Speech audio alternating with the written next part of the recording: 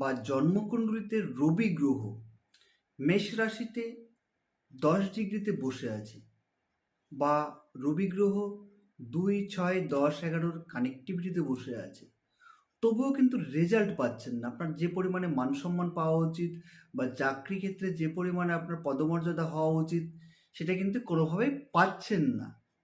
এর কারণটা কি? জন্মকুণ্ডলিতে এত সুন্দর আপনার চার্ট থাকা সত্ত্বেও, মানে রবি গ্রহ এত সুন্দর ভালো থাকা সত্ত্বেও কিন্তু আপনি রেজাল্ট পাচ্ছেন না।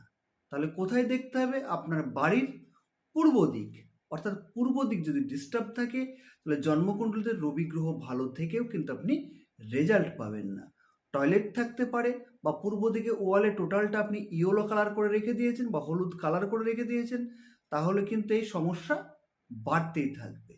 তার জন্য কি করতে হবে? তার জন্য আপনি একটা সহজ রেমেডি করতে পারেন।